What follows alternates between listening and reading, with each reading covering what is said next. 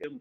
நாலாவது பெரிய மிஸ்டேக் என்ன அப்படின்னா, டைம் மேனேஜ்மென்ட் அப்படிங்கிறது தான். எப்பயுமே வந்து டைம் மேனேஜ்மென்ட் அப்படிங்கிறது ரிசர்ச்ச பொறுத்தவரைக்கும் ரொம்ப ரொம்ப முக்கியம். ஏன் அப்படின்னா, ஒருத்தவங்க பிஹெச்டி 3 வருஷம் பண்றாங்க அப்படின்னா, 3 வருஷத்துல பிஹெச்டி முடிச்சவங்களும் இருக்கிறாங்க.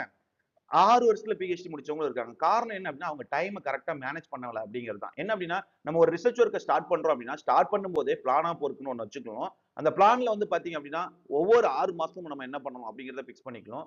அந்த 6 மாசத்துல பாத்தீங்க அப்படின்னா, ஒவ்வொரு மாசமும் நம்ம என்ன பண்ணணுங்கிறத பிக்ஸ் பண்ணிக்கணும். அந்த ஒவ்வொரு மாசத்துலயும் என்ன பண்ணணும்னா, எவரி வீக் நம்ம என்ன பண்ணணுங்கிறத பிக்ஸ் பண்ணிக்கணும். அந்த எவரி வீக்லயுமே வந்து என்ன அப்படின்னா, எவரி டே என்ன பண்ணணுங்கிறத பிக்ஸ் பண்ணிக்கிட்டோம் அப்படின்னா, ஒரு ரிசர்ச் ஒர்க்க வந்து நம்ம கரெக்ட்டா பிளான் பண்ண மாரி வந்து எக்ஸிக்யூட் பண்ண முடியும். அதே மாரி பாத்தீங்க அப்படின்னா, இந்த ரிசர்ச் ஒர்க்க பொறுத்தவரைக்கும் வந்தீங்கன்னா, டைம் மேனேஜ்மென்ட் அப்படிங்கிறது ஒவ்வொன்னுக்குமே நீங்க தனித்தனியா வந்து அலாட் பண்ணணும். என்ன அப்படின்னா, நீங்க ஒரு ரிசர்ச் ஒர்க்ல வந்து பாத்தீங்கன்னா, லிட்டரேச்சர் கலெக்ஷனுக்கு தனியா, அதுக்கப்புறம் வந்து உங்களோட மெத்தடாலஜி செலக்ஷனுக்கு ஒரு தனியா, அதுக்கப்புறம் வந்து மெட்டீரியல்ஸ் கலெக்ட் பண்றதுக்கு, அப்புறம் உங்களுக்கு வந்து எக்ஸ்பெரிமென்ட் பண்றதுக்கு, அதுக்கப்புறம் அந்த டேட்டா வந்து இன்டர்பிரேட்